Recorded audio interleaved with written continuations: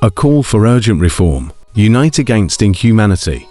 The time for half-hearted measures and empty promises is over. The crisis within the SCDOC demands collective outrage and relentless advocacy for change. We must rally together, raise our voices, and demand an end to the profit-driven nightmare that consumes human lives. Prioritize rehabilitation, allocate resources, and treat inmates with the compassion and respect that befits their inherent worth. Holding those responsible accountable is but the first step.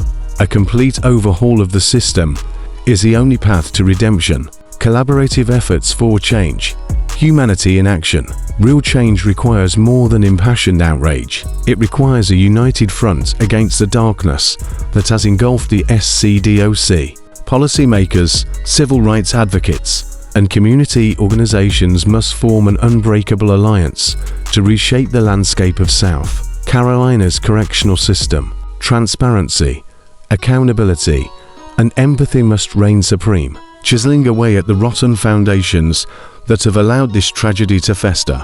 Conclusion: reclaiming the soul of justice. The crisis within the South Carolina Department of Corrections is not a stain that can be wiped away with empty words and hollow promises. It is a festering wound that requires the most potent antidote: justice served with a side of compassion. Together, we must stare into the abyss of inhumanity and choose to stand as a beacon of hope, fighting to reclaim the soul of justice from the clutches of greed and indifference. Only then can we build a correctional system that values the sanctity of life, restores human dignity, and rekindles the embers of hope for a brighter, more humane future.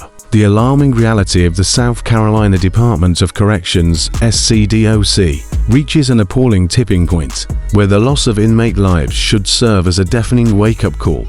How many more lives must be sacrificed before much-needed reform finally takes place? The governor of South Carolina and the director of SCDOC must be held accountable for their misinformation and decisions, as their authority carries a heavy responsibility for the dire state of the system. The shortage of staff is not just an administrative issue. It translates to a woeful lack of care and concern for the well-being of inmates. Instead of providing rehabilitation opportunities, the SCDOC perpetuates oppressive and degrading practices, leaving families torn apart and discriminated against. Even those who may have committed non-violent offenses deserve a second chance at rehabilitation and reintegration into society.